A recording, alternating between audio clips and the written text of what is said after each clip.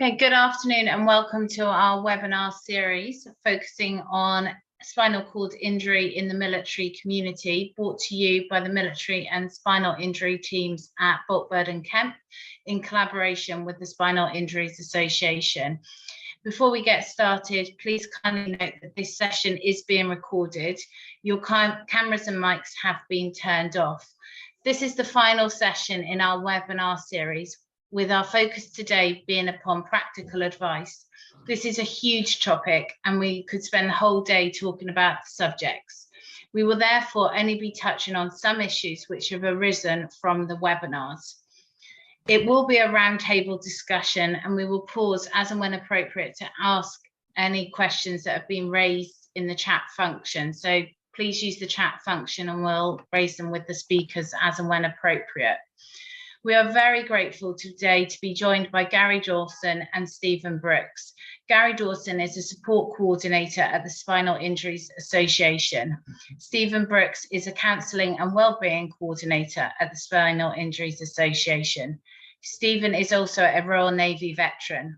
Both have sustained spinal cord injuries. Thank you both for joining us.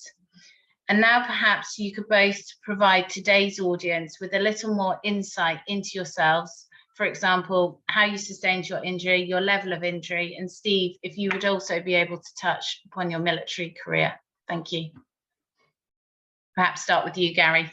Sure, yeah, no problem. Slight correction on my job title. I'm the support network manager. Oh, sorry. In the north. It's okay. No, I manage the coordinators in the north, which does cover Stamford Hall as well.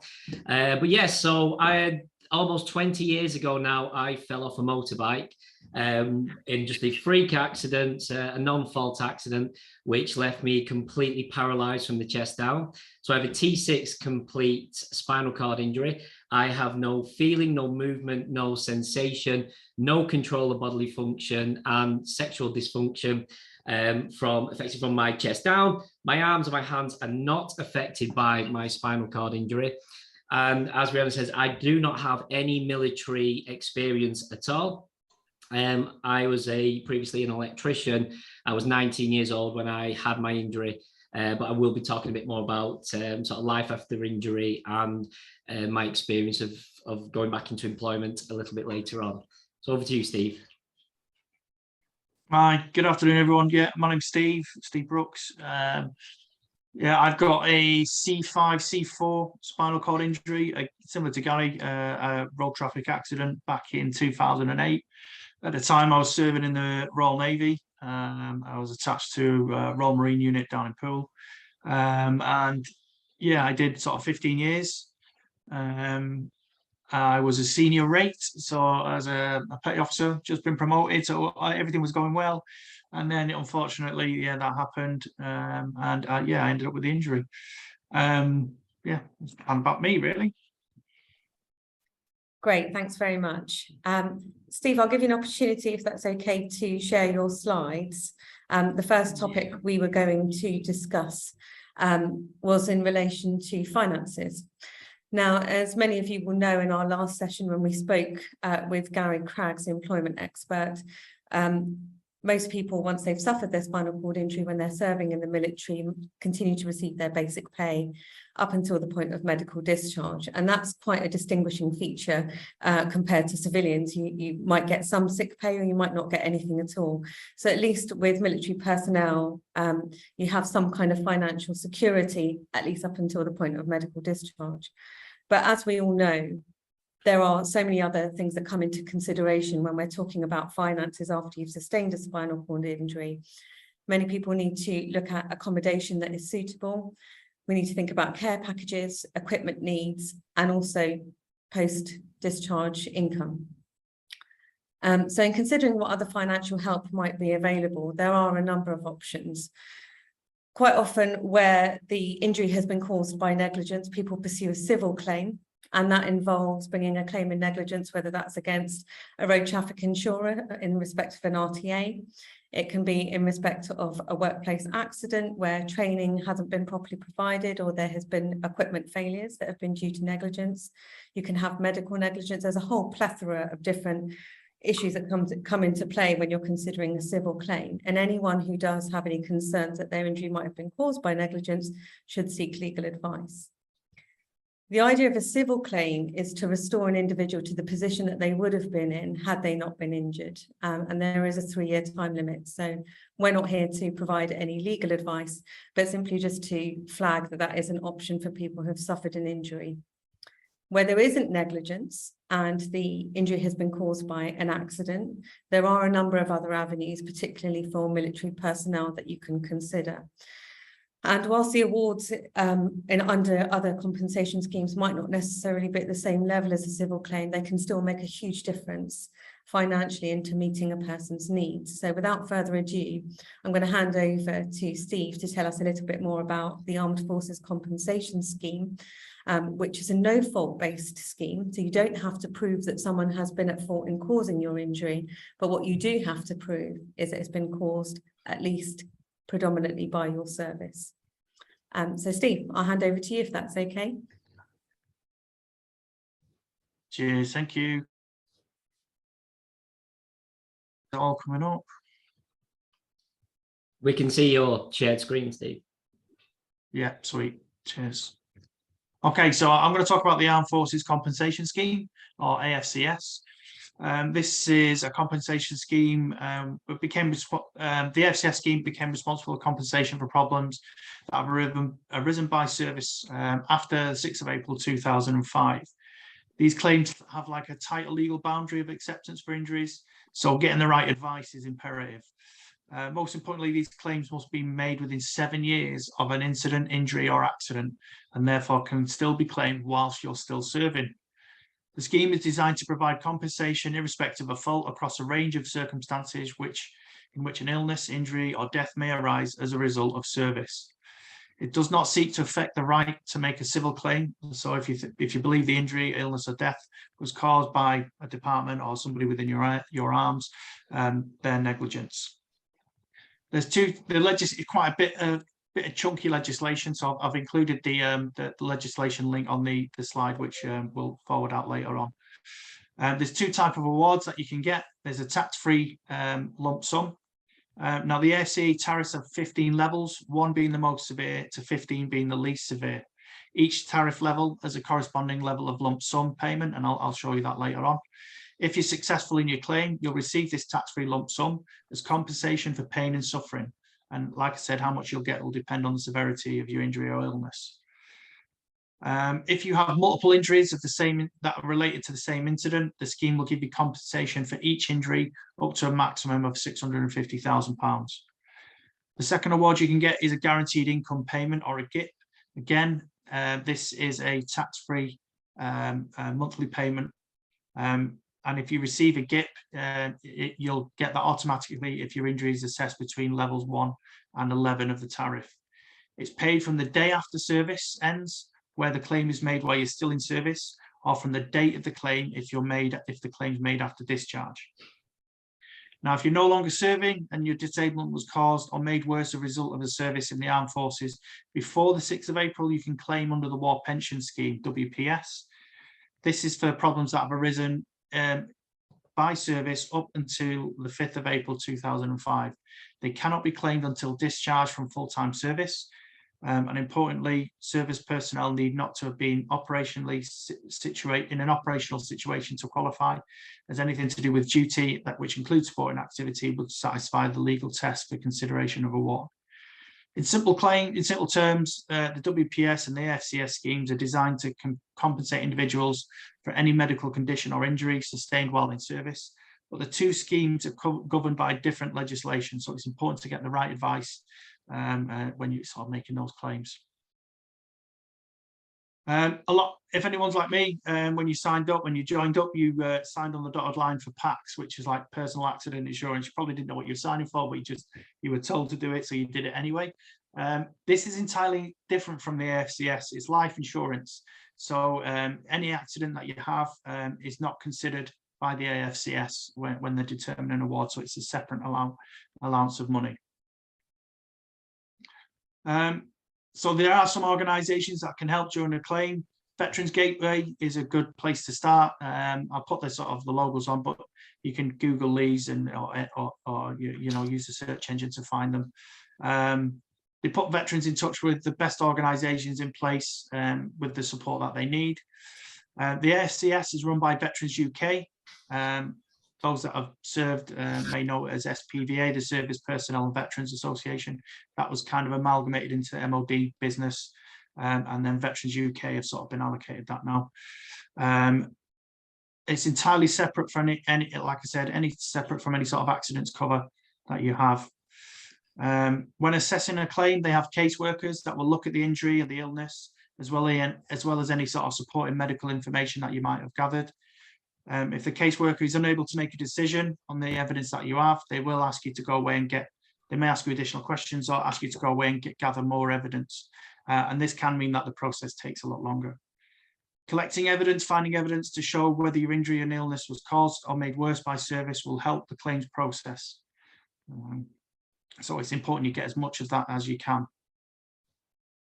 Required information, reports from your GP, any sort of medical professionals that you've been in, if you've had any recent hospital treatment, medical records, your service medical records, any copies of orders that you may have been given, and any sort of accident and incident reports. Again, the caseworkers can approach third parties on your behalf. So if you're in hospital and you're not really in a place and a mindset to do it, they can act on your behalf when they have your permission. If you've served with UK Special Forces, anytime after 1996, you're kind of subject to the UKSF confidentiality contract.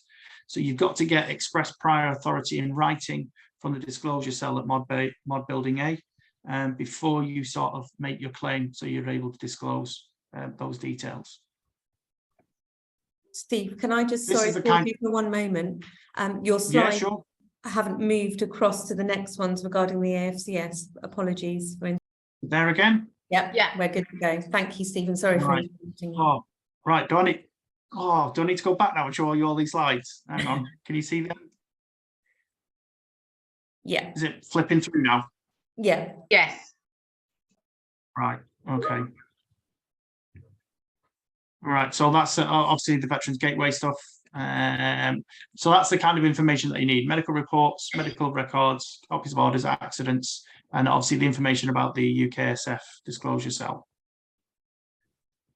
This is like the compensation scheme sort of customer journey. Is that showing? Just to make sure. Yeah, thank you. And it's and to be fair, this is kind of how it went for me with my sort of compensation claim. And you know, sort of 0.3 is kind of thing, and anything after 7 years is going to be disallowed because you're out of time. So that time frame is really sort of important. You may have a welfare officer or a caseworker that's kind of working for you to gather all the evidence and information. But obviously, once you get past that process, you can see there's lots of different people involved, from medical records, commanding officers, general practitioners, legal advice. It goes to different legal departments. So it does take a bit of time to get this through. After 3 months, if your claim still hasn't been accepted, you will get an update out every sort of 12 weeks on where it is and sort of the progress it is. You can request an interim award and a fast payment, which I'll sort of touch on later on until your final decision is sort of made. This is a table tariff that I was talking about earlier. Table 6 is relevant to sort of neurological disorders, which include spinal and head injuries. On the sort of the left-hand side, obviously the item number and the level of tariff that you'd be in sort of awarded. So 1 being a cervical spinal cord injury, which requires ventilation, down to sort of 7, which is kind of relevant to us. Traumatic spinal cord injury with partial paralysis of the lower limbs. Tariff table, so this is kind of the amount you'll get. So, you know, the highest award is £650,000. That's the maximum you can get. Down to sort of level 7, which is sort of £92,700. And so the fast payments can be provided for the most serious injured personnel, with the option to claim sort of an upfront AFCS payment. This payment is intended to provide some sort of financial reassurance and support as quickly as possible, as soon as possible after injury.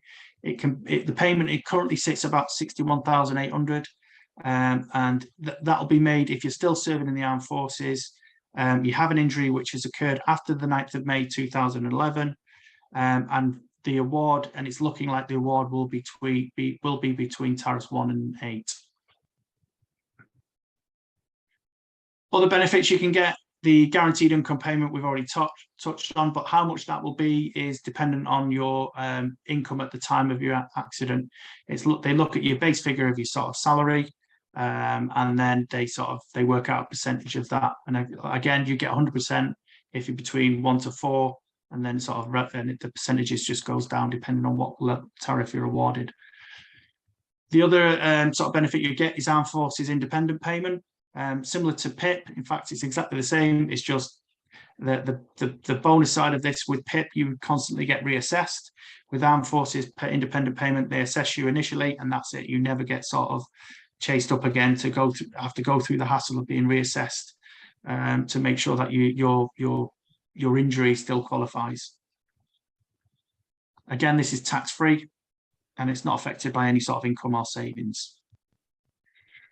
Pensions, depending on which pension scheme you're on. Myself, I was on AFCS 75. I didn't want to change over. So my medical discharge, I was given a service invalidating pension, and then obviously the pension and the lump sum that came along with it.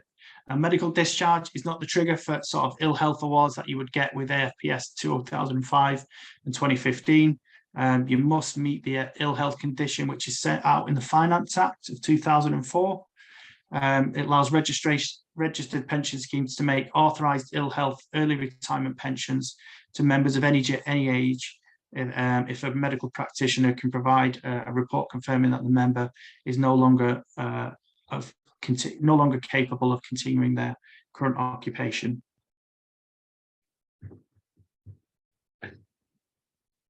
Ten-year rule, some people aren't aware of this. An award can be revised. So if you say we're given a tariff 7, and then within 10 years of that, your injury starts to get further worse, and then you would say like move up a tariff, you can have your award amended, and they will sort of pay that out to the tariff or the descriptor that level is at the injury, or what is it, the additional descriptor for that injury.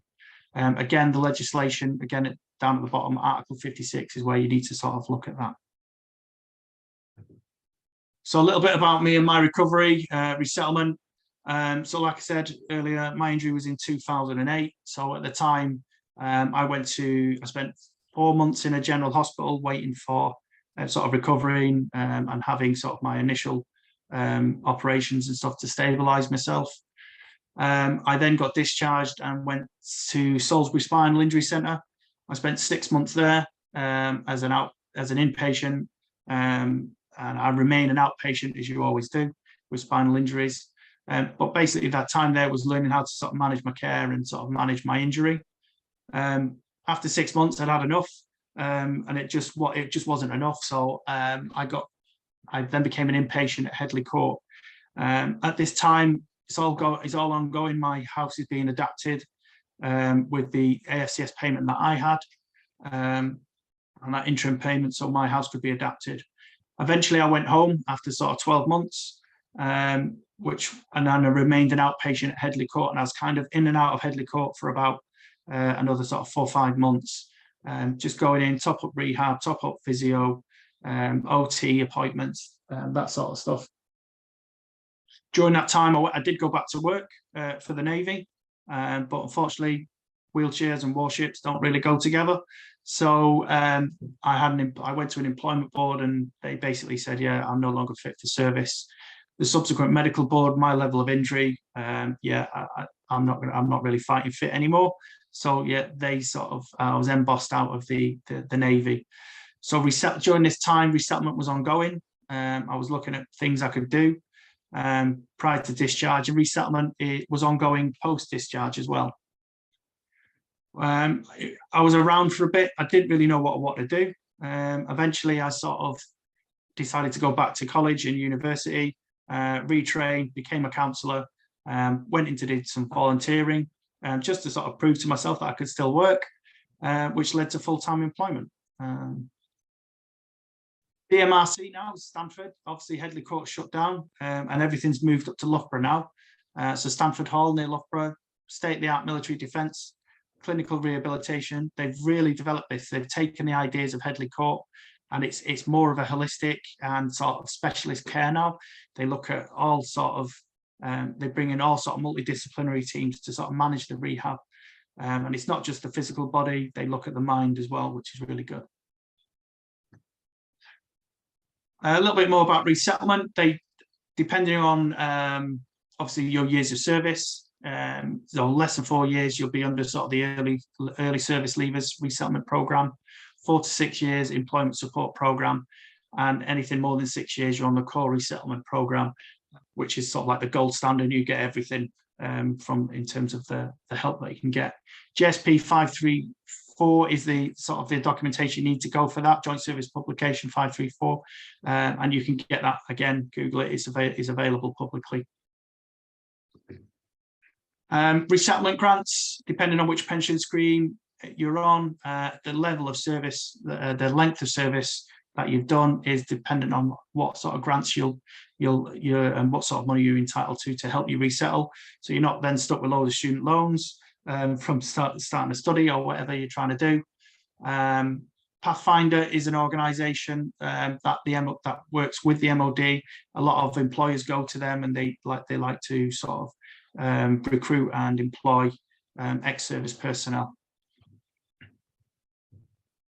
If you don't get an award, there are lots of useful charities out there. The military charities that support veterans. A good place to start, because there's so many, is COBSIO, the Confederation of Service Charities, and they basically have a list of members relating to, and you can the search engine that they've got is you can put the information you're after, and they will point you to which service you're in, and they will point you to the relevant charities that can support you. But the standard ones are the Sailors, Soldiers and Air Force Association, Independent Arms, of Independent Military Arms associations, all support you. They offer sort of grants, support to individual families. And then you've got the civilian charities, which obviously me and Gary are part of now. Spinal Injuries Association, Backup and Aspire, and these all support people with spinal cord injuries. Some useful contacts, again, when the slide comes out, you'll be able to see these, or you can screenshot it now. But yeah, that's kind of it, and that is everything from me. Thanks so much, Steve. That's really helpful. And yes, please, by all means, feel free to screenshot that or request details, and we'll happily send those out to you with some really useful information about what's accessible. I just had a question really, Steve. In terms of the support that's available from charities, both civilian and military, do you find that that's easier to access than getting support from local authorities? Given that the level of support that is available from military charities, I should say, because they are heavily relied upon by service personnel to kind of assist them with their needs, particularly when they're leaving and they're kind of getting into that civilian transition. Do you find that that's your experience? Yeah, I think with local authorities, they're overrun. Sometimes they're really stretched. Budgets are tight.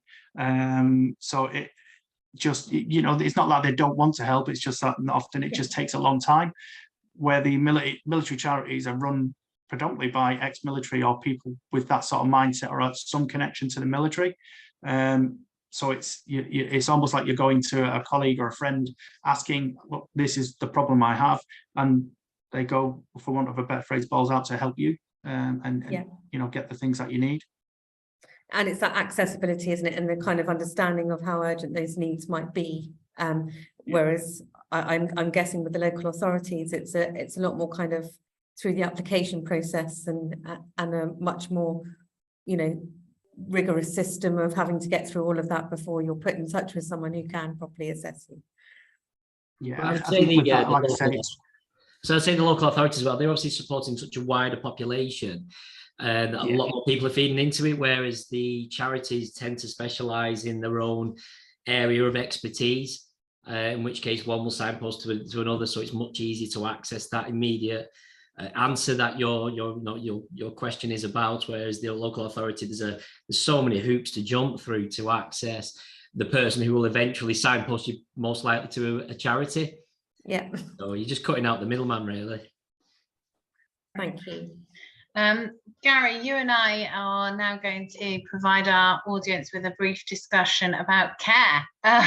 So you come out of Stamford Hall or another appropriate rehab centre, and you're back within the civilian world, and maybe you've been fortunate enough or are fortunate enough to be able to fund your care privately, or maybe you have to rely on the local authority and the provisions available through them.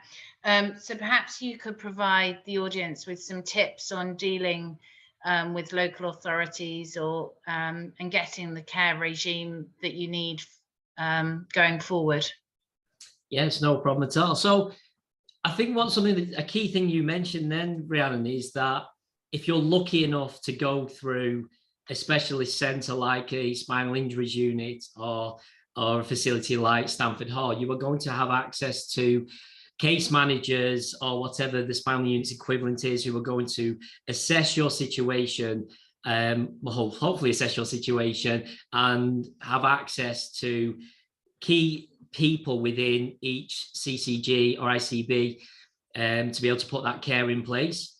Now, unfortunately, see the military personnel, if you are serving, you will likely follow that pathway. But if you are ex-forces and you don't have, say, a spinal injury that meets the criteria to be admitted into a specialist unit, you may find yourself going through, say, neuro rehab or just being discharged from a hospital, and then you're out into the community, and you're almost having to make up what type of care you need.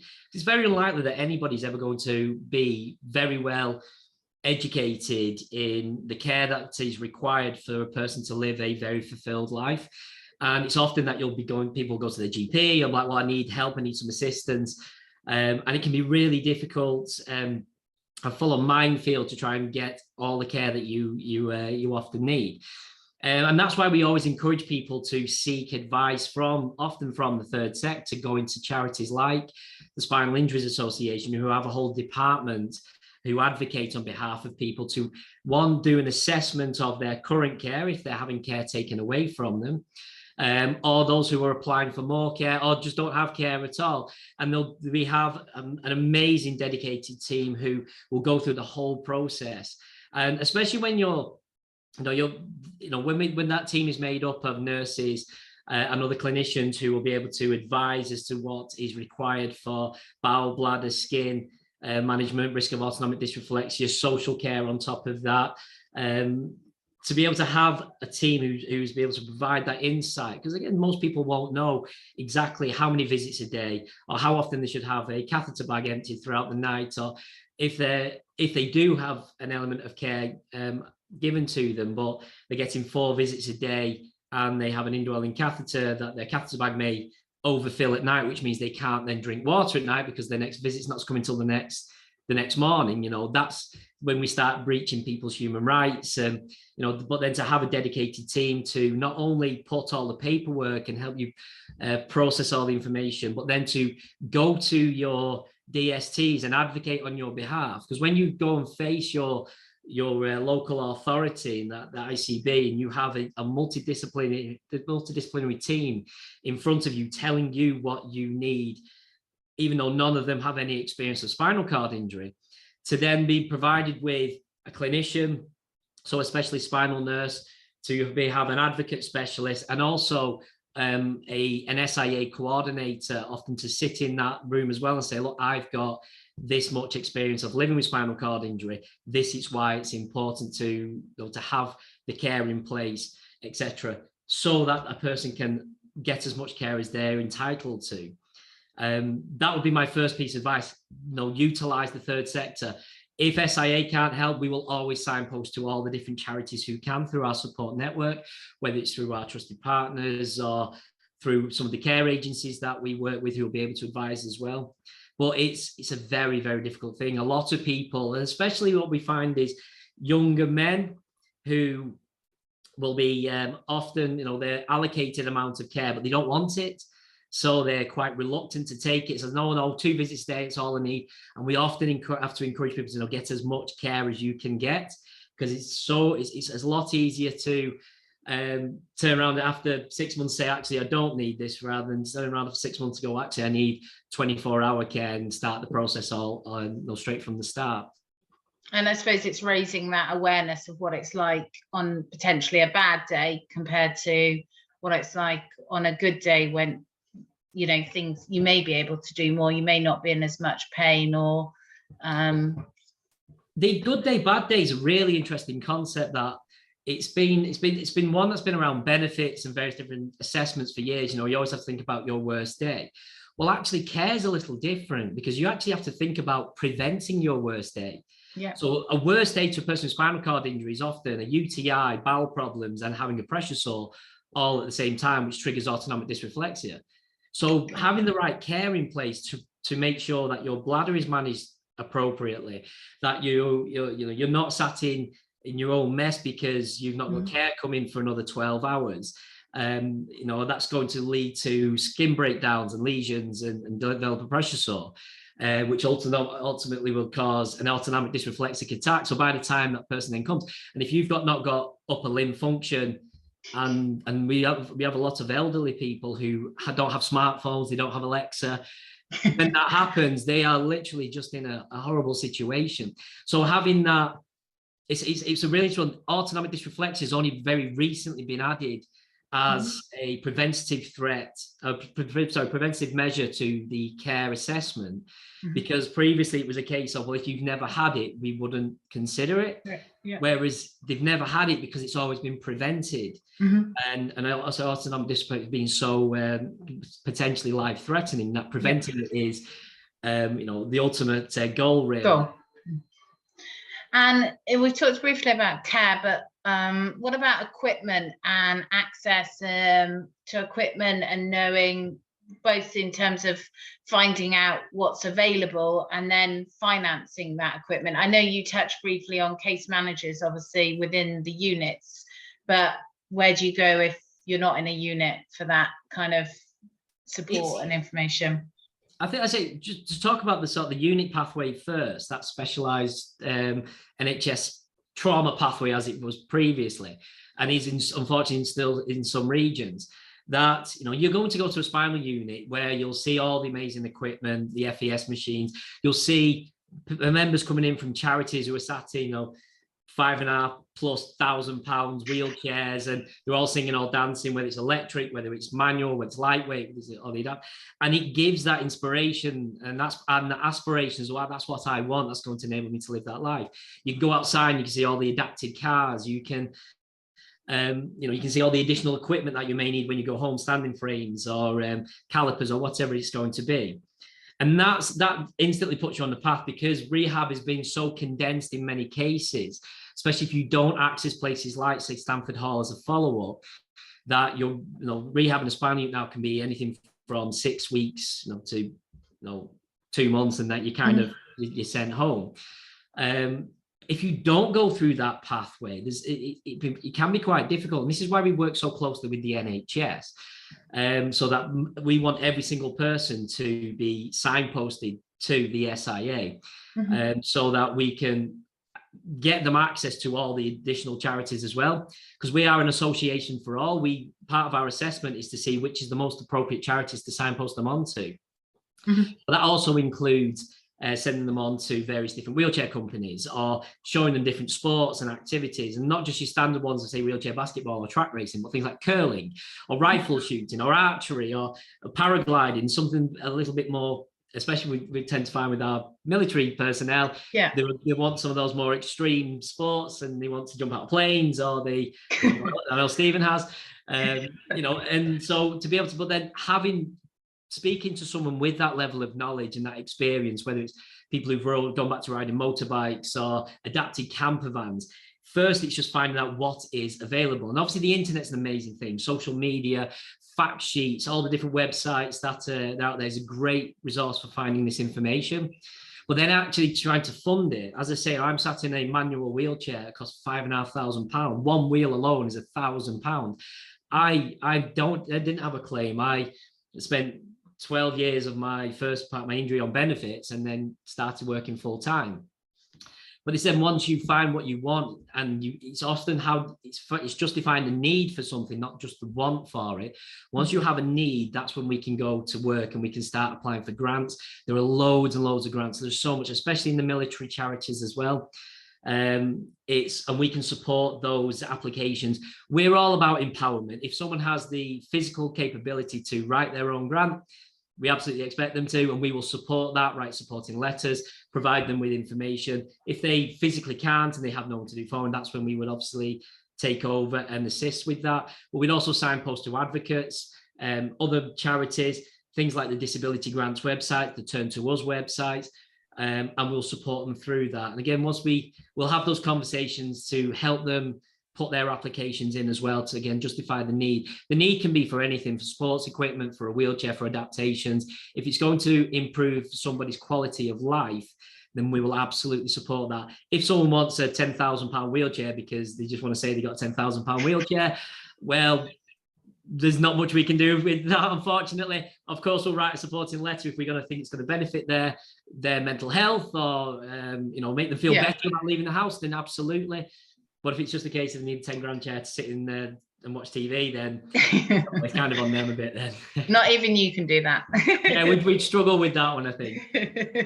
Perfect. And last week, we touched on with Gary the difficulties that are sometimes faced in returning to work and finding something that you're passionate about. Obviously, you've lost your career that you were passionate about, and we've heard from Steve as part of his presentation kind of his journey and resettlement from the military. But from your perspective, you lost something that you loved and you had to find something else that you equally loved. But could you perhaps share with the audience kind of your employment journey and your top tips in relation to that, please? Sure, absolutely. And I think like most people, especially most adults, their vocation defines them. It's, when we talk about who we are and what we do, we say it with pride because we put so much of ourselves into that, whether you're a nurse, whether you're in the military, or like me, I was an electrician and I loved it. I was rubbish at school. I am not an academic person at all, but the physical manual labor of being an electrician, being on site with my fellow workforce, being part of the banter, it was a lifestyle. And I don't, absolutely not comparing that to what it's like to be in the military, but for my own experience, it was something I didn't know anything different. Now, being young, being 19 when I was injured, I wasn't going to know much different, but it was the first time I'd really found myself really enjoying sort of my vocation. I hated school. College was a bit iffy, but 3 years of being an apprentice electrician, loved it. And to have that taken away from me was, it was to say it was a shock to the system is the massive understatement, because it was all I ever wanted to do I knew I wanted to do that from when I was in school. And the practical side of it is what I love, getting up every day, getting early, being on site, the physical labor of it, so the banter with the lads that I work with. And then all of a sudden it was like, you're faced with a desk job. I don't want a desk job. I want to be an electrician. I want to have that physical job. So the prospects of me then sitting behind a desk, working for a call center, I don't have any other qualifications. I had my GCSEs and I went straight into an apprenticeship. So to be able to apply the skills that I had into my new world, there just didn't seem like there was any options there for me. Now, me being a young paraplegic, I found sport. And even though, the first 2 years of my injury were probably the toughest because as much as I was confident and I was sure of everything on the outside, on the inside, I was really struggling. And it was often because of my prospects. I couldn't see a future. I often thought that I didn't fit into the world anymore. And I did, unfortunately, go down a very dark path of substance abuse and attempted suicide. And it wasn't actually until I found sport where I really, again, found myself again. And it was the physical activity of getting into a chair and just smashing into other people, which apparently is not the rules. It's a non-contact sport, but you can use your chair to stop someone. But that just instantly opened up my world, and I'd found something I was passionate about again, which I never thought I was able to do. And that also opened up my social network. So I was then interacting with other people in similar situations. That then led on to the bigger picture of me training, being part of the GB program, although I never actually got into the squad, which led on to voluntary work with the Spinal Injuries Association, because I got asked to come into the spinal unit to talk about, my sports and traveling and various things. And that then led to paid work, because then I applied for a job at the SIA as the peer support officer in the Northwest, which is then I've been able to climb the ranks. I went from officer to coordinator, and now I manage the service up in the North. And when I look back over those 20 years of, that initial moment of I'm never going to do anything to, and it's not just like sort of one incline all the way of, just plain sailing. It's ups and downs that I've failed many times. I've had lots of different voluntary jobs before I found one that I was passionate about.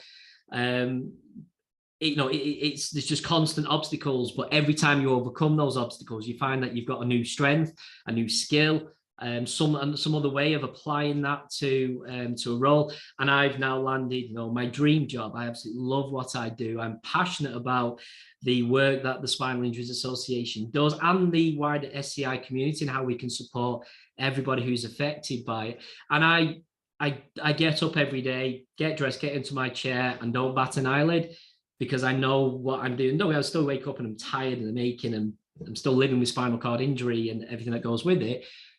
But I've been able to find my place in the world again where I feel like I fit in. And it's taken me a very, very long time to get to that point. Perfect, great, thank you. And what, at the moment, obviously the SIA go into Stamford Hall and support the veterans or the military there.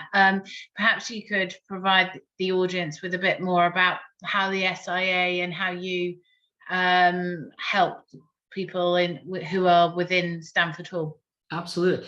We are a very unique charity. We support people lifelong. So from the very acute, so when they're in first injured, intensive care, critical care, through their rehab journey, and that also includes discharge from spinal units into Stamford Hall.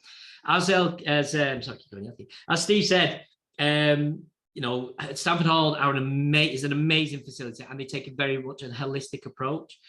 And I don't have any military background, I don't have any military training, and I'm not there to pretend like I have. I'm not there to talk the military speak. I'm not there to look like I'm in the military. I wouldn't even bother trying because I'd fail miserably at it. But I am a person who lives with a spinal cord injury as a civilian in the community.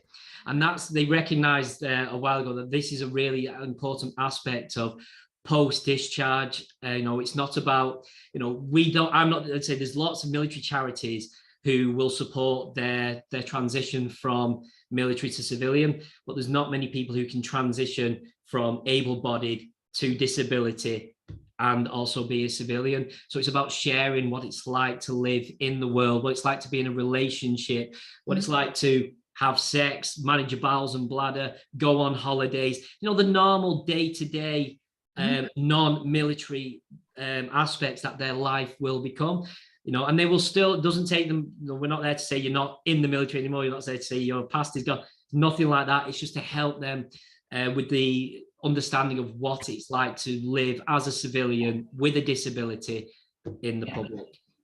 Yeah, and like you say, it's that kind of acceptance of the injury that we heard a lot about from Professor Morgan, that often is quite challenging for some people in terms of accepting the injury and then being able to move on and adjusting to your new life, as it were.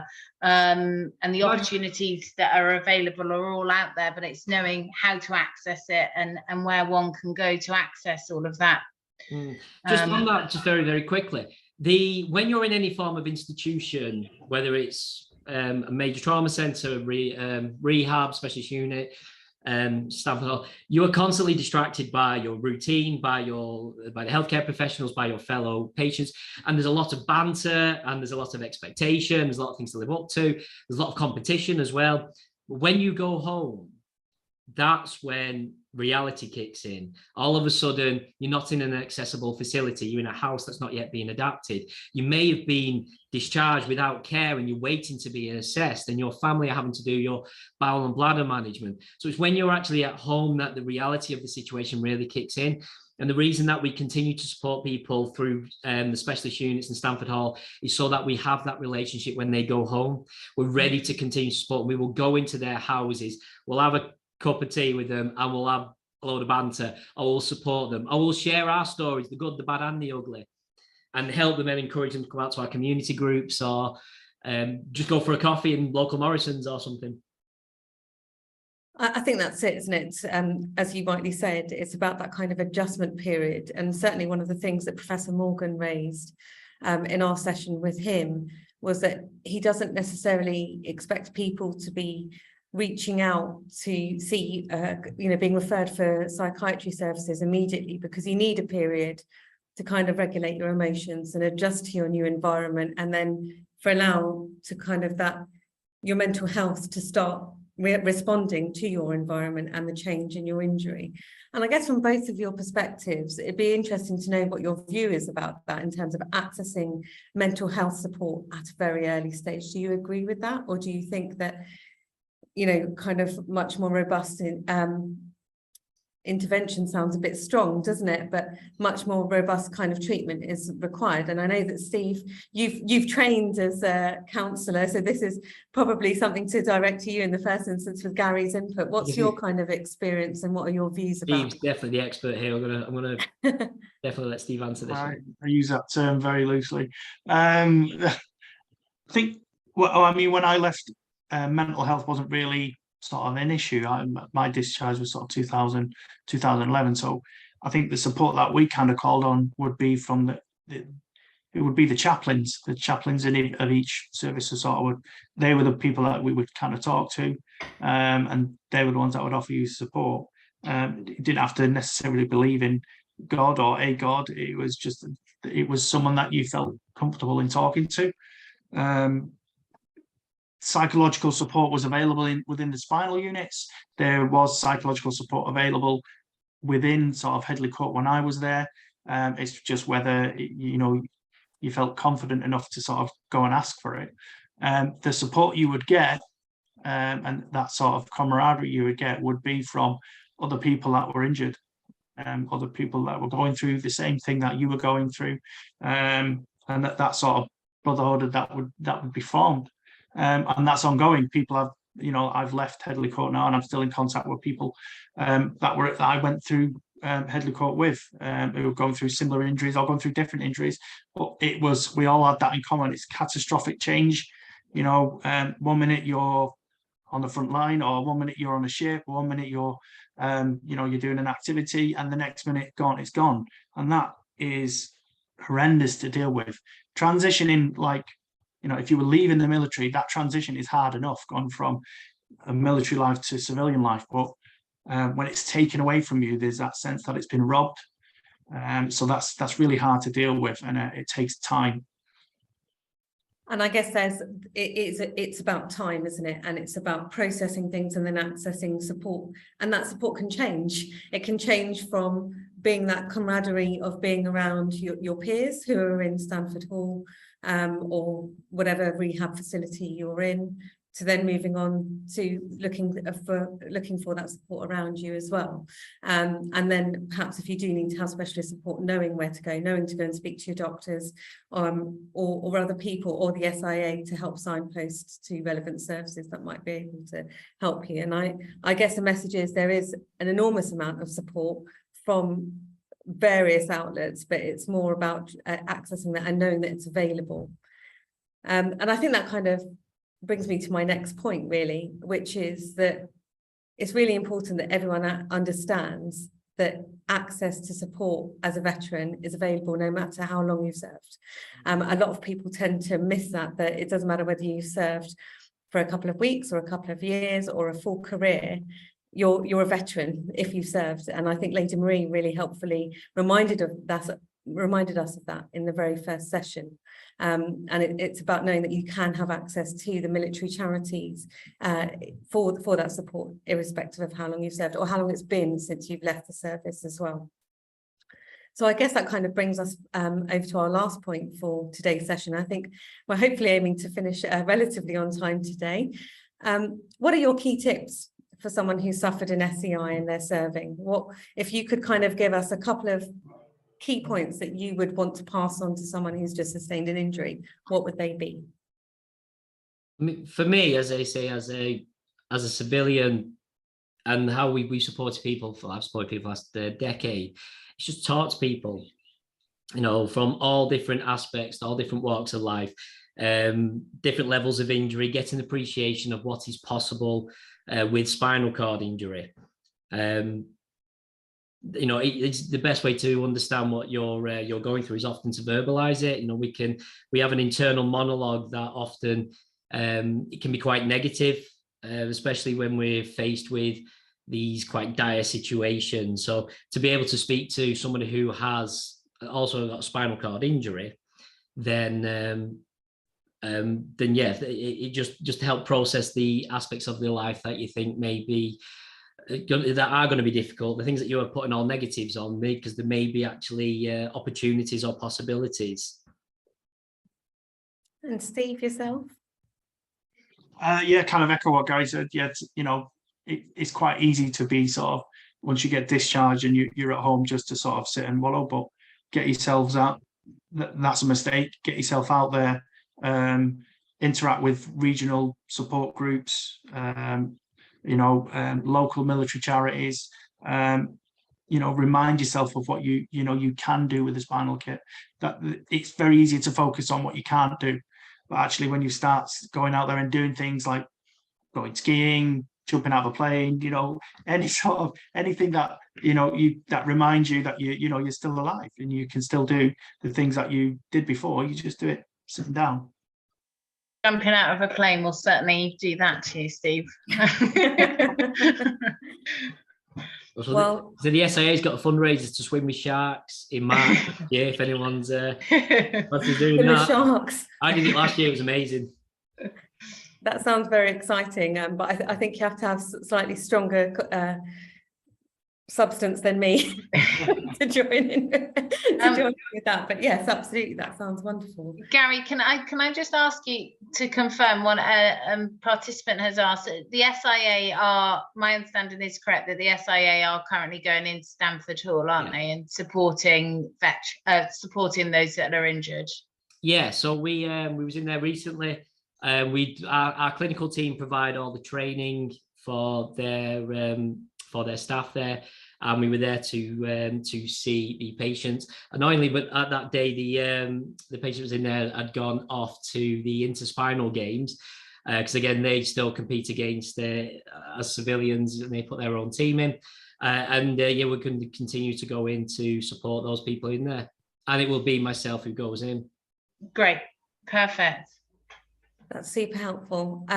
Thank you both, Steve and Gary, for making yourselves available today and for providing us with some really, really useful information. I guess I wanted to conclude this series and thank everyone who's taken the time over the past few weeks to join in with us. We completely understand and appreciate that this is very much skimming the surface, and we could easily spend days talking about all of these individual topics. The whole kind of purpose of bringing these seminars was to really just try and start the process of sharing that information online so that there's more available for those who've suffered spinal cord injury and might be finding that they're in a situation where they don't really know where to look, or at least have some collection of information that's available to them.